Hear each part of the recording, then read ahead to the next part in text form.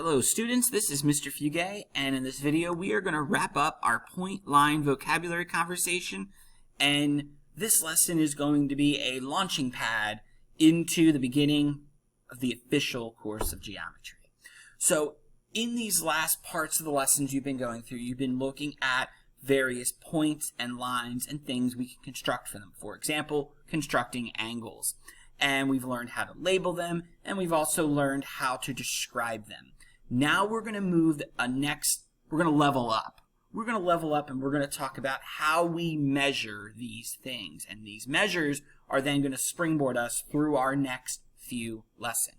So, we're going to first talk about line segments. So a measure of a line segment is a number indicating the distance between the endpoints.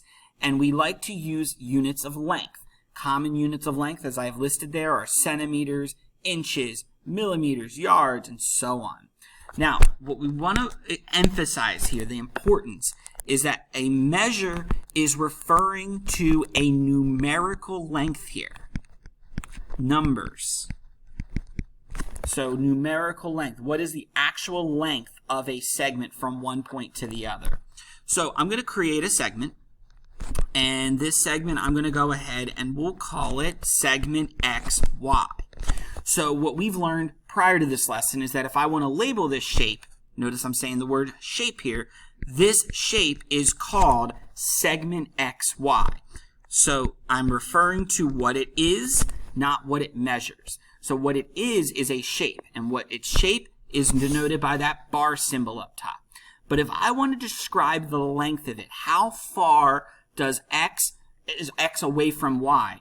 The way I would name this would look slightly different. And I would say this. So let's say that length was, let's measure it as 5 centimeters. So I want you to notice a couple things here, okay?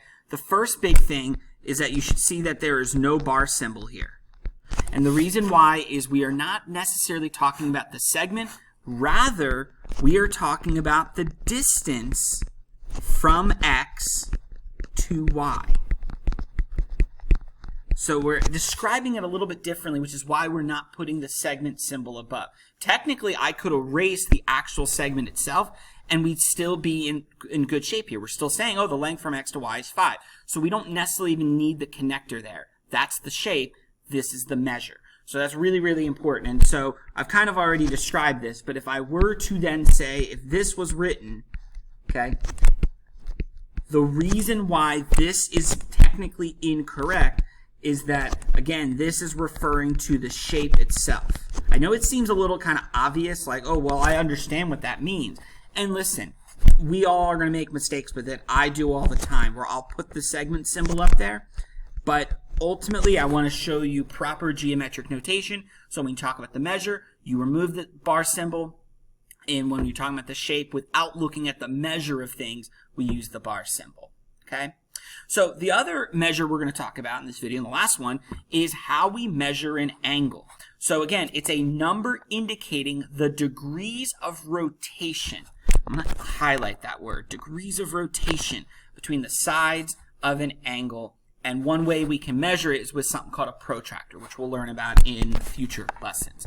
Now, talking about measures again, okay, there are two common ways that we can measure an angle. And that is commonly, we're going to talk about in this course first, degrees, which is probably what you're familiar with. And then later in this course, if you're in the honors geometry course, we are going to talk about how we measure it in something called a radian. Now, we'll go into a whole thing about that later. But what I want to remind you is the way the degrees are created, again, it's degrees of rotation. The shape reference we use is a circle. A full circle's rotation, if I start here and I rotate it around, is going to be 360 degrees. So that's how we determine this. And there's lots of reasons why the number 360 is used. Back when measurements, we didn't have the technology, and I'm talking thousands of years ago, 360 is a really divisible number. You can divide it by many, many, many things. It has a whole slew of factors. So in terms of like, why is a circle 360? Feel free to do a Google search, find a video, learn about it. But ultimately, what I'm going to tell you in this video is that it was a really divisible number, and it just so happens also that our calendar year is 365.25, I guess, that we do a full rotation around the sun. I think that's more coincidence, but also kind of a good way to remember things. So if I were to draw you an angle, like I have here, and we'll call this angle angle ABC. So let's go ahead and do that. The way we measure an angle is we measure the arc. So notice we're taking part of a circle and we're drawing an arc. And I'm basically saying, well, how many degrees of that circle have I just cut out?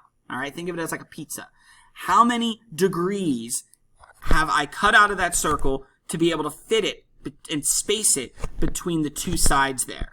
And so we would measure that using a protractor, and in this case, I'm just going to say it's 70 degrees. The way I would name this is we are going to write angle ABC. Notice the angle symbol is there, but the way that I'm going to denote this as a measure and not a shape is that we're going to use a little cursive M here in the front, a lowercase cursive m, and that refers to quite literally as the measure of. So when you talk about the measure of an angle, we have to use the angle symbol, and then we'll put a little m in front to denote it as a measure. So again, if you were to say this, ABC equals 70, you have to have the m. So it's missing the m symbol.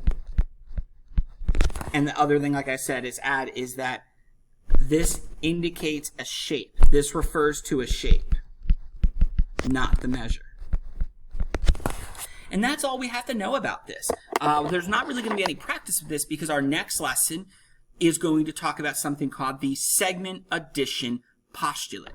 And we're going to talk about measuring segments. And then the lesson after that, we're going to talk about something called the angle addition postulate, where we'll talk about measuring angles. So this slide right here is going to be our springboard into our next two lessons. So make sure you've had a chance to take a look at this and to note the difference between the shape of a segment and an angle versus the measure of a shape and an angle. And then we will move on to our next two lessons. As always, I hope you're having a great day. Thank you for watching and enjoy the rest of your day.